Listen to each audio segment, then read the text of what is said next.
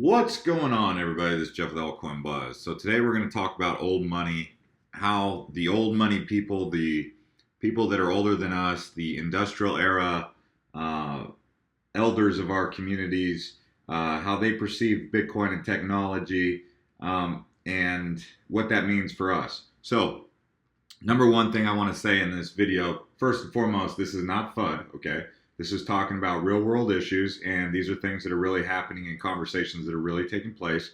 It's not to cause fear or uncertainty and doubt in anything that you're doing. All it is doing is coming to you in a presentation of my opinion about the way that I perceive things. Maybe you guys have some thoughts. You can drop a comment below about old money and Bitcoin and where you think this fits into the total equation. And also, I am a firm believer in history, and I do believe if you don't know your history, you're doomed to repeat it. So I also respect elders, and that is just part of my approach to the way that I do things. Okay, I've always been told to respect my elders, and I believe in that. But with that being said, I can respect my elders, but also respectfully disagree with the way that they approach things. With that being said, let's kick this off. So, as you can see, the market is rebounding a bit after hitting some all-time frustrations, I guess you would call them, because they weren't all-time lows. But you can see the market's been kind of running sideways here. Hits, peaks, pulls back. So if you're able to get your finger on the pulse on some of this stuff, which you'll probably never be able to do, because at some point it's going to go in one direction or another or run sideways. So there's three different alternatives. I guess you could do the crapshoot. Which way is it going to go? Which way is it going to go? But if you invest for the long term, if you have a long-term investment strategy, that might be your best option. But let's go ahead and talk about this old money stuff. So I posted on our Twitter here. If you just go to our Twitter, AltCoinBuzz.io, you can see that we posted this question. So, Korea legalizes cryptocurrency but bans anonymous trading. American government back up and running. Market notices uptick. There should have been a comma there. The old money continues to FUD digital currency. Overall future prospects in your view. So what do you guys think? Do we need stagnation? Do we need to cue the bulls? Time to run. Old money FUD is lame. Just another Q1 dip. You guys have commented and said that it's time to call the bulls up and let's get them running. Just another Q1 dip was number 2. So what happens historically during this time of year is the market kind of goes through a tumultuous time, and that's just typical Q1 that we've seen over the last 3, from 2015, 16, 17, and now we're seeing it again in 18, where the market does the same kind of behavior in Q1. Q1, if you don't know what that is the first 3 months of the year. So there's 12 months in a year. You just divide it up, and that's your quarter, or that's your quarters. All right, so moving right along here. Let's talk about this old money FUD and where it comes from. Okay, so first you have Warren Buffett. So he never liked tech stocks, so why does he own Apple, right? But before we even talk about that, if you just look at this, you could see what the world banks are saying about Bitcoin. You can see almost 9 years since the birth of Bitcoin, central banks around the world are increasingly recognizing the potential upsides and downsides of digital currencies. So the banks are paying attention, but at the same time, the older folks in the banking community, they don't like Bitcoin. They don't like the technology. They say, why do we need to have this digital currency when we have a perfectly functioning dollar, quote unquote? That's what they say, right? Now, if you just look at earnings season once again. About that. So you can see the massive frenzy that they had. Every time I use a CNBC website, it literally plays a video.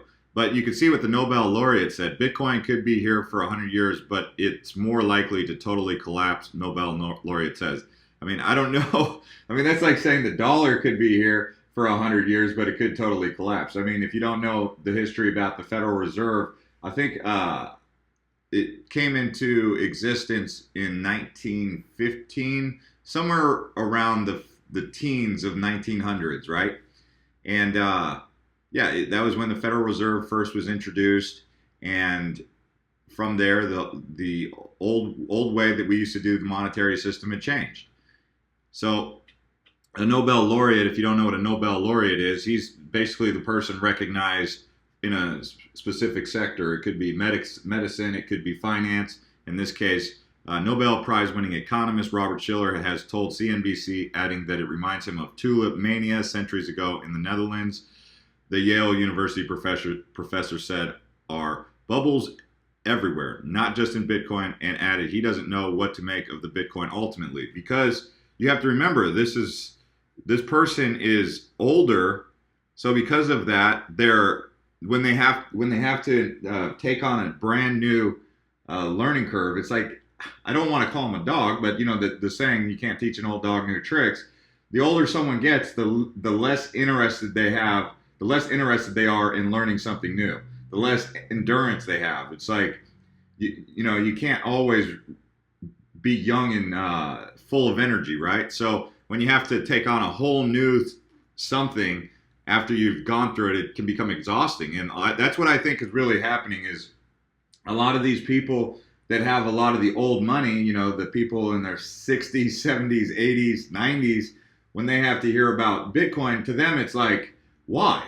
To them it doesn't make any sense. To us it makes total sense. That's why if you look at majority of the millennials that are polled that know anything about Bitcoin. So if you go to someone who doesn't know Bitcoin and you ask them about Bitcoin and they're a millennial, they might have a negative outlook on it, or they might say something like, why, right? But if you ask someone who's a millennial that actually has looked into Bitcoin, majority of the time after they've evaluated the fiat currency compared to Bitcoin, they become more excited about Bitcoin and cryptocurrency than they are about the dollar or fiat. Now, millennials are more prone to be excited about new things because they like trends and they like new things. But that being said, that's why you have someone like the Nobel laureate making those comments. You also have Warren Buffett, who does not like Bitcoin, and we've seen that multiple times on countless different articles that have come out. Here you go. Here's why Warren Buffett swears he'll never invest in Bitcoin. And, he basically made some comments. In terms of cryptocurrencies generally, I say almost with certainty that they will come to a bad ending, Buffett said on CNBC, noting that he didn't understand Bitcoin and other blockchain-based digital assets. Now, when it happens or how anything else, I don't know. So he does admit he doesn't know, he doesn't understand them. And I think at where he's at in his old age, he doesn't really, because he knows it's going to have a learning curve, and it is foreign talk. With respect to Warren Buffett, who's been one of the most, the greatest investors of the last, couple decades, with Berkshire Hathaway and his investment firms in the stock market. I mean, he holds some of the, Berkshire Hathaway is basically number one, right? When it comes to digital currencies, for him, he's like, I could see why he would just be like, no. Just no. I can see why he would say that. But for us, just because he says that doesn't necessarily mean that he's actually 100% correct. Now, do we take what he says and listen? Yes, sure. I do. And I put that in the back of my head, and I realized that if I'm going to proceed forward, that I better at least take heed of warning, right? So I think we should all take heed the warning that someone gives us. But does that mean that we should stop doing business as usual? Well, that's up to each individual. Me personally, I'm going to keep investing in cryptocurrency because I see the utility in it. I see, like, for example, today, I tried to set someone up in my online banking portfolio to send them money. Man, I got so frustrated with it. I was just like, you know what, forget this.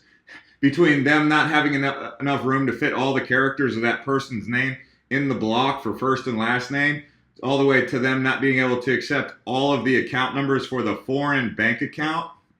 Someone in another country, this person lived in New Zealand, and I was just trying to add them in there because they had done some work for me. And I couldn't even add their bank account number because it wouldn't accept all of the characters. So it was like between the name, the characters, just a whole bunch of silly stuff. And then I've even done it before where I was trying to send money in between here in England, where I was trying to get paid a little bit of money from there. And it was just difficult. It's just always difficult with banking. It's like, at what point do we say that is not efficient? This is 2018. That is not efficient. And to these old money guys, they think it's okay because they pay a secretary who goes and sets it up, and they don't have to worry about it because they got old big money, big old money, right? So for me, doing business in this current day and age where we're in a global economy where you're connected to everybody, it's just banking the way it is right now is not efficient, straight up. PayPal is okay. PayPal is like the greatest solution to banking. The thing about PayPal is they have a lot of fees. Now, granted, Bitcoin does have still a lot of fees, and that is kind of a threat to cryptocurrency is the Bitcoin core fees.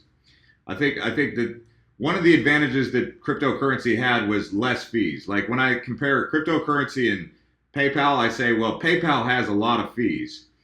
Bitcoin doesn't. Oh, wait, now it does. So it's like the higher the fees go on Bitcoin, the more concerned I get about the overall prospects for the future.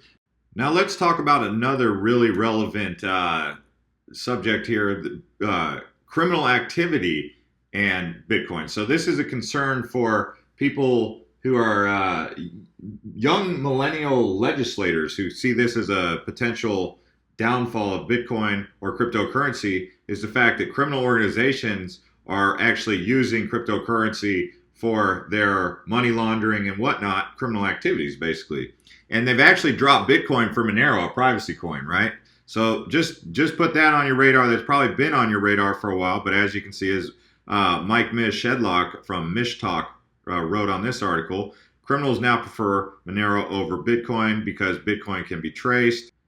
And as you can see from this chart, Bitcoin or Monero usage has been going up by criminals using the cryptocurrency, and Bitcoin usage has been actually going down in comparison.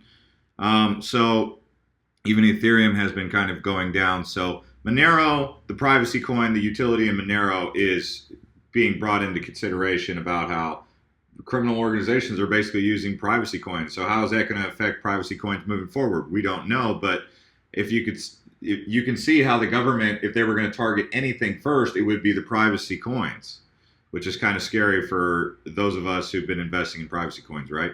Now, another thing that we have to keep in mind is the report about North Korea, how they are involved in the cryptocurrency world and how they're using that to skirt the sanctions that have been placed on them. So you can see North Korea is just going after these less secure exchanges. North Korean hackers stole funds from South Korean cryptocurrency exchange. This is a big deal because these guys are really tyrannical. I mean, they cause problems on multiple fronts, whether it be in what they do with their the way they try to skirt around the sanctions that have been placed on them, or launching Scud missiles, ballistic missiles across Japan. These guys are they're a rogue regime, and they're doing things that I guess you could say are kind of selfish in the sense that they don't exactly care about the global community, but they do care about their sovereign rights and the dictatorship that they have in place. So that's something to also keep your finger on the pulse with.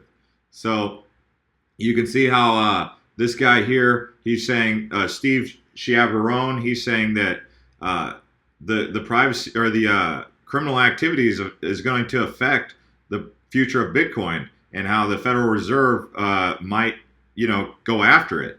The currency itself isn't a great medium of exchange. It's not a great store of value, at least that's according to him. It has a fixed amount, so the Fed would have to kill it at some point because they wouldn't be able to engage in monetary policy. So he's saying because the Fed wouldn't be able to engage in monetary policy, they'd have to they'd have to do away with it. They can't increase or decrease the supply of it. The blockchain behind it, we think, is more real than people are giving it credit. So that's where Ripple has really seen a rise, is the banks looking to use Ripple. But as I talked about previously in the video, this issue with banking and global transactions is an issue to anyone who does global commerce. I mean, how can you not see that as an issue, right? Anyways, guys, so we've also started our blog finally. This one includes Matt and Candace and myself. You can check it out. I'll post it on our Twitter. The beginning starts out a little bit slow, but it starts to get going, as this was our first one. We definitely got into a rhythm, at least towards the beginning or towards the latter part of the beginning towards the rest of the video we got going. My audio on it was a bit jacked up, so I'm working on my audio. But other than that, check it out. Let us know what you guys think of this. I'll post it on Twitter. And we'll see you guys next time. This is Jeff with AltCoin Buzz. You can subscribe to us on Twitter, AltCoinBuzzIO. Check us out on Instagram, AltCoin Buzz. And yeah, you can subscribe to this channel if you're new here and click that bell to get notified.